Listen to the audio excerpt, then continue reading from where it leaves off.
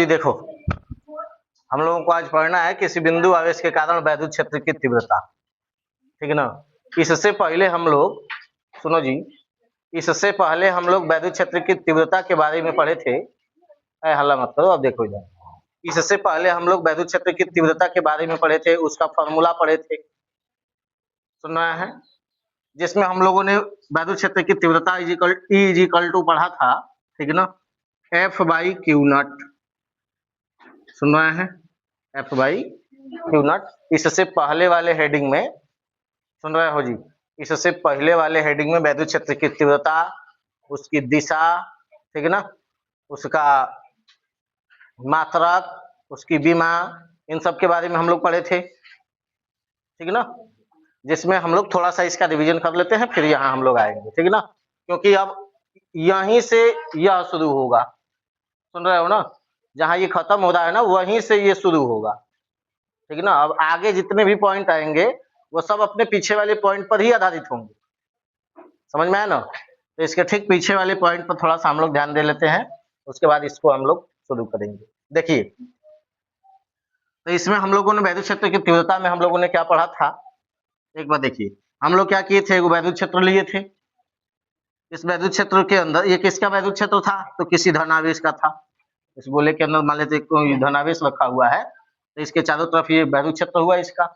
अब इस वैद्युत क्षेत्र के अंदर जब हम कोई आवेश ले आ रहे थे, तो इस आवेश पर क्या कर रहा था, यह वाला वैद्युत क्षेत्र उस पर बल लगा रहा था। यह बल आकर्षण अथवा प्रतिकर्षण दो प्रकार का था, जो आवेश की प्रकृति के ऊपर निर्भर करने वाला था ना जी।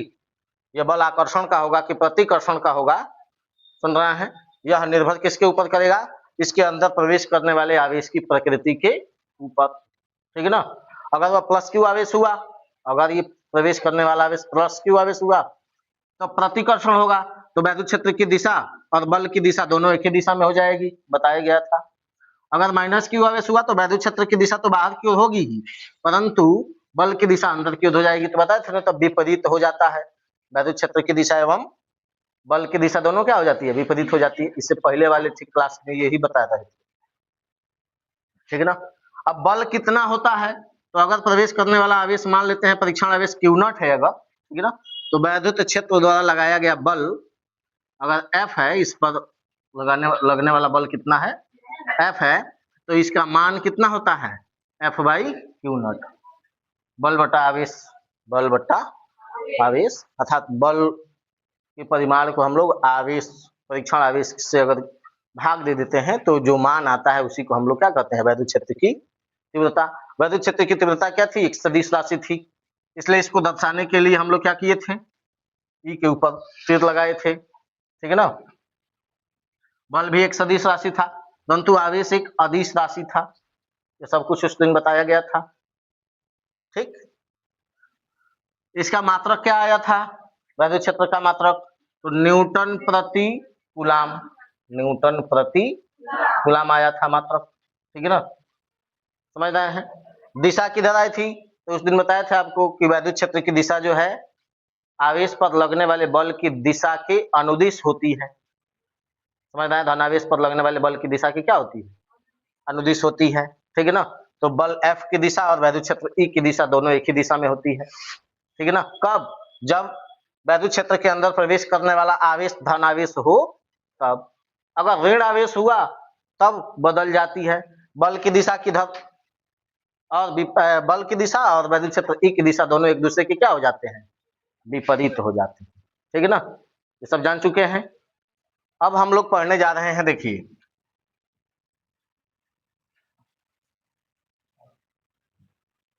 इसको पढ़ने जा रहे हैं, किसी बिंदु आवेश के कारण वैद्युत क्षेत्र की तीव्रता, ठीक है ना। तो मान लेते हैं ये कोई बिंदु है, सुन रहे हैं, मान लीजिए यहाँ कोई ये बिंदु है, ठीक है ना, बिंदु का नाम कुछ है ओ, ठीक है ना, कोई बिंदु ओ है और इस बिंदु पर कोई प्लस क्यू आवेश रखा हुआ है, क्या रखा गया है, कोई प्लस क्यू आवेश रखा गया है, ठीक है ना, सुन रहे हैं। और खुद यह बिंदु किसी ऐसे माध्यम में स्थित है, किसी ऐसे माध्यम में स्थित है जिस माध्यम का परावैद्युतांक k है, मतलब है, मान लेते हैं कौन एगो माध्यम है, समझ रहे हैं, क्या मान लिए, कोई एक माध्यम मान लिए, इस माध्यम का परावैद्युतांक क्या चीज, क्या मान लिए, के, सुन रहे हैं। इस माध्यम के अंदर कहीं एक बिंदु ले लिए O, देखिए इस माध्यम के अंदर क्या ले लिए, कोई एक बिंदु O ले लिए, इस बिंदु पर क्या रख दिए, प्लस Q आवेश रख दिए, ठीक है ना। अब इस आवेश से कुछ दूरी पर जब ये आवेश इस माध्यम में रखा गया है तो इस माध्यम के अंदर इसका क्या होगा, एक अपना वैद्युत क्षेत्र होगा, क्या होगा, अपना वैद्युत क्षेत्र होगा, ठीक है ना। कितना होगा, किस बिंदु पर वैद्युत क्षेत्र की तीव्रता कितनी होगी, ये बिंदु आवेश के कारण, अगर कोई बिंदु अगर है कहीं ले लें, इस माध्यम के अंदर कोई बिंदु अगर ले लें, सुन रहे हो क्या कह रहे हैं, इस बिंदु आवेश के कारण यहाँ इस बिंदु पर क्या रखे हुए हैं, प्लस क्यू आवेश रखे हुए हैं, ठीक है ना। अब इस प्लस क्यू आवेश के कारण इसी माध्यम के अंदर कहीं अगर कोई दूसरा बिंदु अगर ले लिए, सुन रहे हैं, कोई दूसरा बिंदु अगर P ले लिए, तो इस बिंदु P पर वैद्युत क्षेत्र की तीव्रता का मान कितना होगा, वैद्युत क्षेत्र की तीव्रता का मान कितना होगा, इसी की हमें गणना करनी, समझ में आया ना।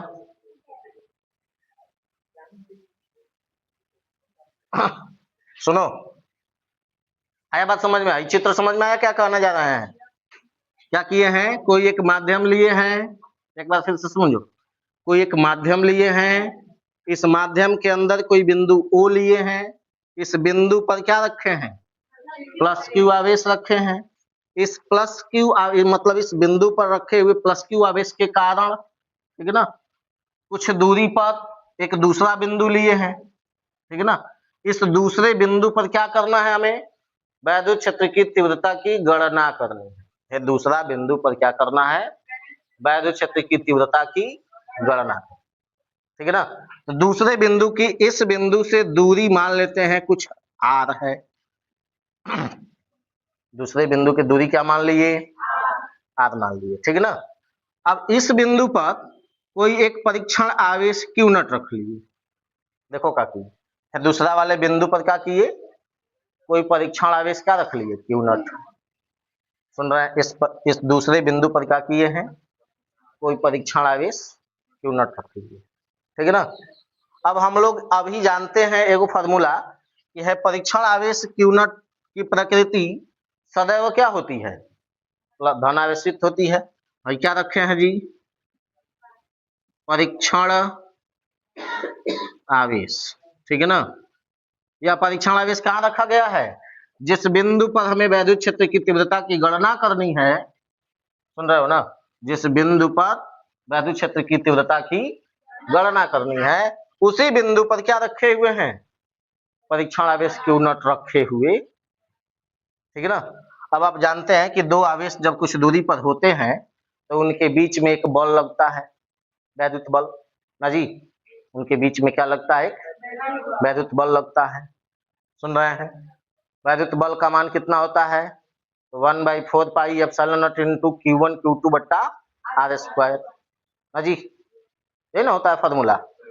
सेम फार्मूला इसमें लगाएंगे, सेम फार्मूला इसमें लगाएंगे। ये चित्र समझ में आया, अभी तक क्या क्या किया गया है, बोलो जी भाई, चित्र समझ में आया, अभी तक क्या क्या किया गया है, क्या किए हैं, देखिए कोई एक परावैद्युत माध्यम लिए है, या कोई माध्यम लिए हैं जिस माध्यम का परावैद्युतांक क्या है, ये है, और उस माध्यम के अंदर क्या किए हैं, एक बिंदु पर हम प्लस क्यू आवेश रखे हैं, समझ में आया, इस माध्यम के किस बिंदु पर क्या किए हैं, एक प्लस क्यू आवेश रखे हैं, ठीक है ना। अब इसी बिंदु आवेश के कारण है ना कहीं कुछ दूरी पर, ठीक है ना, सुन रहे हो, कुछ दूरी पर एक दूसरा बिंदु है जिस पर वैद्युत क्षेत्र की तीव्रता की गणना करनी है। जैसे मान लो हम यहाँ खड़े हैं, सुन रहे हैं, मान लीजिए हम यहाँ खड़े हैं, तो हमसे कुछ दूरी पर हम एगो आवेश हुए, और हमारे कारण, ठीक है ना, अगर हम आवेश हैं तो हमारे कारण हमसे कुछ दूरी पर कोई दूसरा बिंदु अगर है या कोई दूसरा व्यक्ति है, तो हमारे कारण हमारा वैद्युत क्षेत्र वहां कितना है, सुन रहे हैं, इसी का क्या करना है, गणना करना है। मतलब यह कि इस बिंदु आवेश के कारण हे बिंदु P पर, ठीक है ना, वैद्युत क्षेत्र की तीव्रता की गणना करनी है। अब इसकी गणना करने के लिए, इसकी गणना करने के लिए इस बिंदु P पर क्या रखा गया है, एक परीक्षण आवेश Q नॉट रखा गया। आया बात समझ में? गणना करने के लिए बिंदु P पर, किसकी गणना करने के लिए, बिंदु P पर क्या चीज निकालना है, वैद्युत क्षेत्र की तीव्रता। क्या निकालनी है, समझे कि नहीं? बिंदु P पर क्या करना, क्या है, वैद्युत क्षेत्र की तीव्रता की गणना करनी। आया बात समझ में? बिंदु P पर क्या करना है, वैद्युत क्षेत्र की तीव्रता की गणना करनी है। पहले ये तो समझो करना क्या है। देखो क्या करना है जी, बिंदु P पर वैद्युत क्षेत्र की तीव्रता की गणना करो। अब इसकी गणना करने के लिए, इसकी गणना करने के लिए क्या करेंगे हम लोग, है बिंदु P पर एक प्लस Q आवेश रख लेंगे। बिंदु P पर क्या रख लेंगे, एक प्लस Q आवेश रख लेंगे, ठीक है ना। अब इस प्लस Q आवेश पर हाई क्या करेगा, बल लगाएगा। हाँ? चल के बैठो जा, क्या सुसु करेगी, थोड़ा इसको लेके चले जाएगी जी के पास।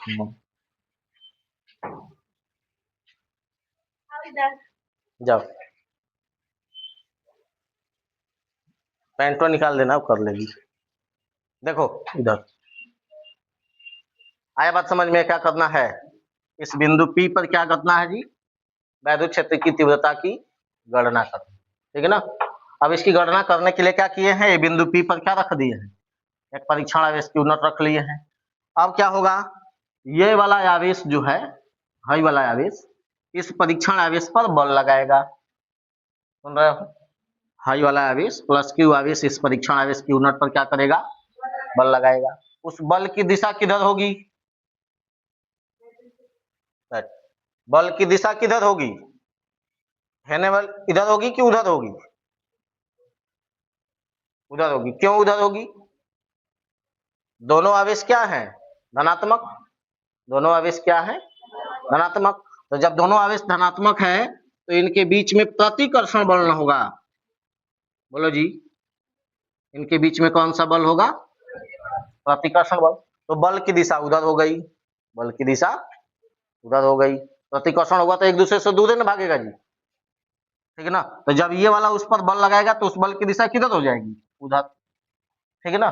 बल का परिमाण कितना होगा, मान कितना होगा, तो बल का मान कितना होगा, F is equal to 1/4 pi epsilon not into Q not बटा R स्क्वायर। परंतु ध्यान दीजिए यहाँ Q1 Q2 हो गया ना बट्टा में R स्क्वायर, ये ना फॉर्मूला होता है। तो Q1 पहला आवेश कौन है, प्लस Q आवेश है। दूसरा आवेश क्या है, प्लस Q नॉट आवेश है।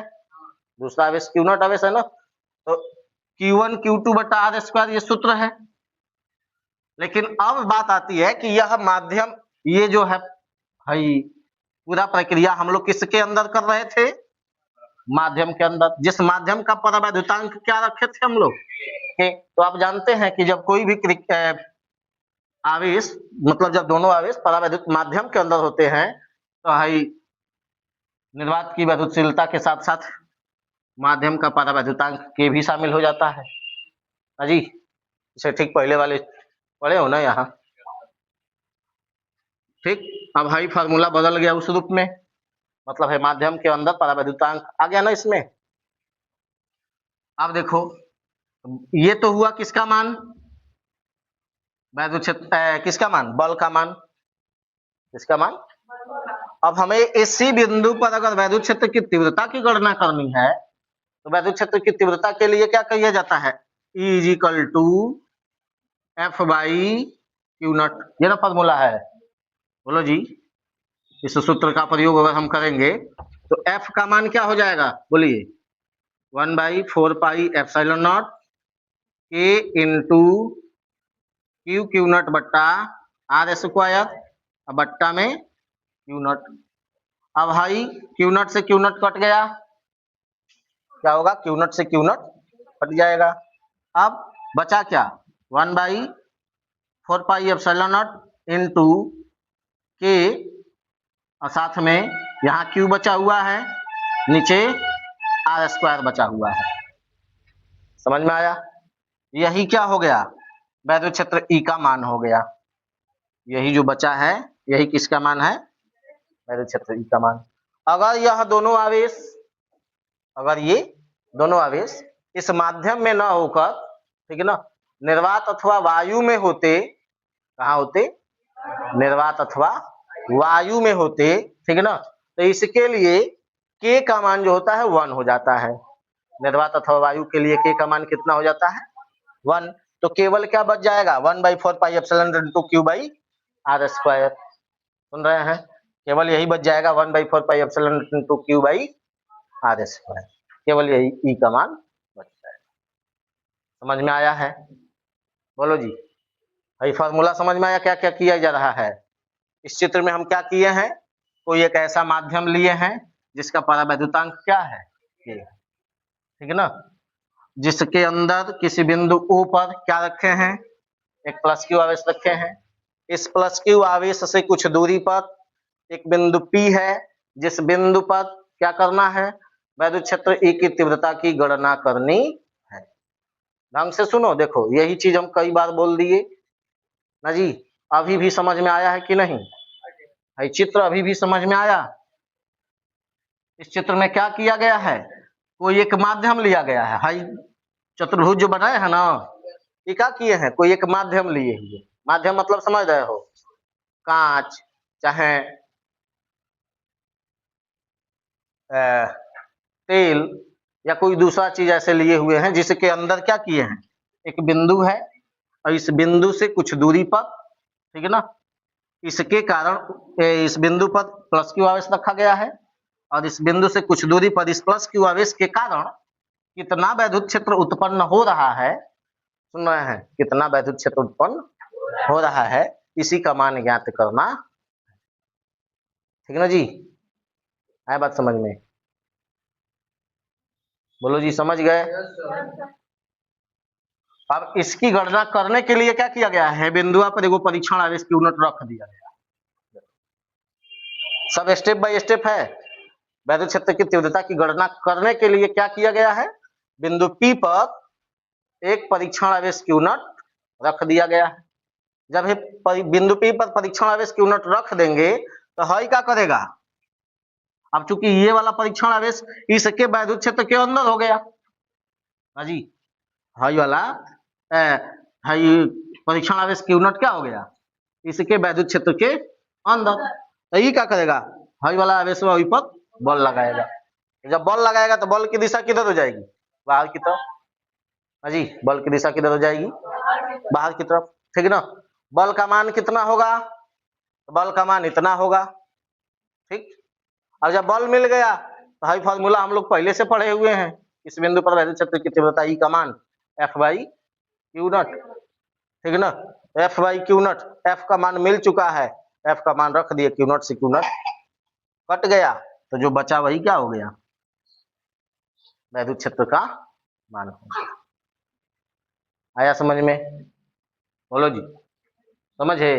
अब एक बारे में लिखे या अपने मन से लिख लोगे, ये चित्र के बारे में लिख लोगे, माना एक माध्यम, देखो यहाँ लिख दे रहे हैं, हम भी खुद लिख देते,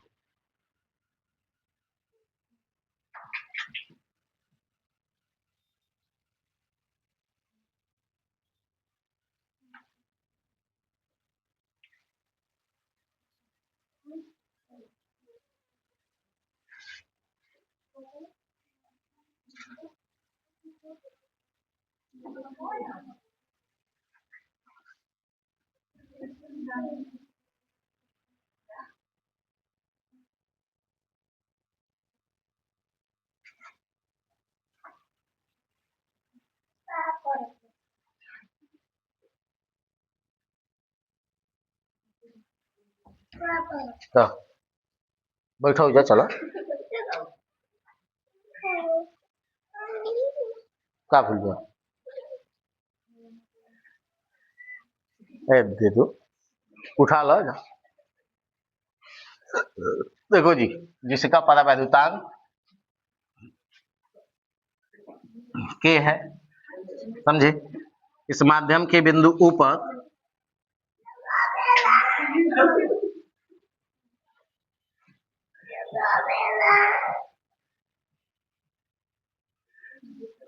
इस माध्यम के बिंदु O पर एक प्लस क्यू आवेश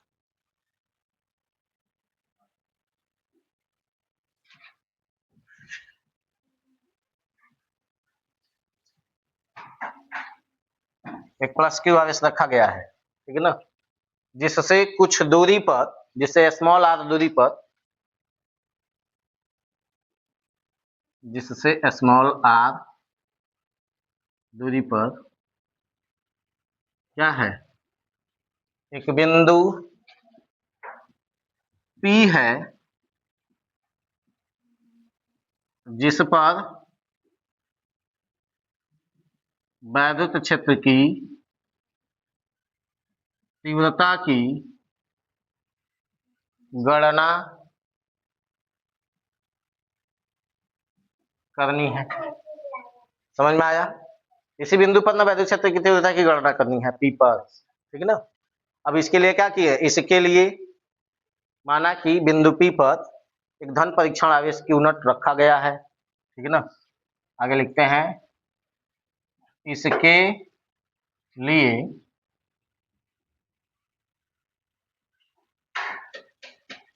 माना कि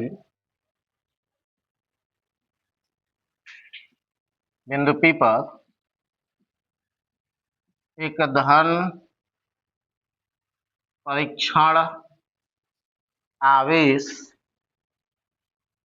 Q नॉट रखा गया है। समझ में आया? अब क्या हुआ है, अब प्लस क्यू आवेश के कारण बिंदु U पर रखे प्लस क्यू आवेश के कारण बिंदु P पर रखे Q नॉट आवेश पर लगने वाला बल, जब हई Q नॉट आवेश रखा जाएगा तो हई वाला आवेश उस पर क्या करेगा, बल लगाएगा। क्यों बल लगाएगा? क्योंकि इसी के वैद्युत क्षेत्र के अंदर है बिंदु P है, समझना है, इसी के वैद्युत क्षेत्र के अंदर कौन है, बिंदु P है, और बिंदु P पर कौन आ रहा है, एक दूसरा आवेश आ रहा है। समझ में आया ना? अच्छा, पूरा हो जाता है।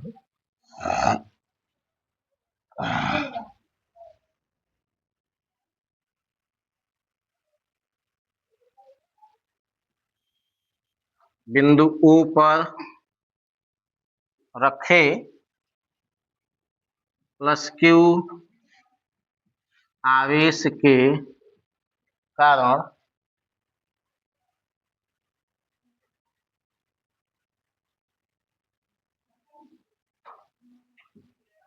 परीक्षण आवेश Q नॉट पर लगने वाला बल F is equal to 1/4 pi epsilon not into के क्यू नॉट बट्टा आर स्क्वायर, ठीक है ना जी। हाई के क्यों प्रयोग किया गया है, बोलो जी, के क्यों प्रयोग किया गया है? क्योंकि हाई पूरा ये दोनों बिंदु आवेश कहाँ मौजूद हैं, इस परावैद्युत माध्यम के अंदर मौजूद है, ठीक है ना। सुन रहे हैं? अब है फॉर्मूला से प्रयोग करेंगे, वैद्युत क्षेत्र की तीव्रता is equal to F by Q not से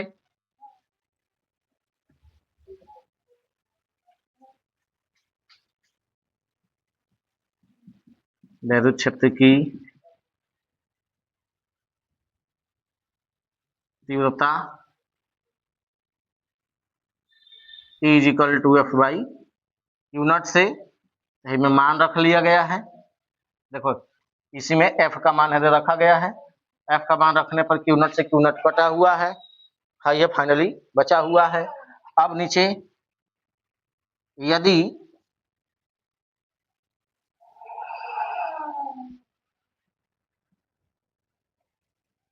परावैद्युत माध्यम निर्वात अथवा वायु हो तो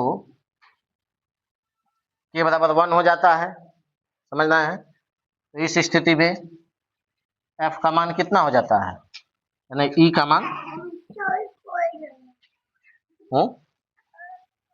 लगा दो उसमें तो टूट गई, तो काहे के टूटलू है।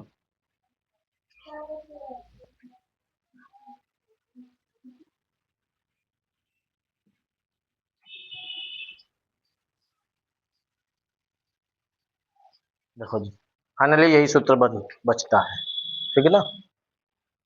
लिख लीजिए, ये चित्र भी बना लीजिएगा। नहीं, पहले यहाँ तक लिख लेना है, जले तब चित्र बना लेना, उसके बाद से है सब लिख लेना।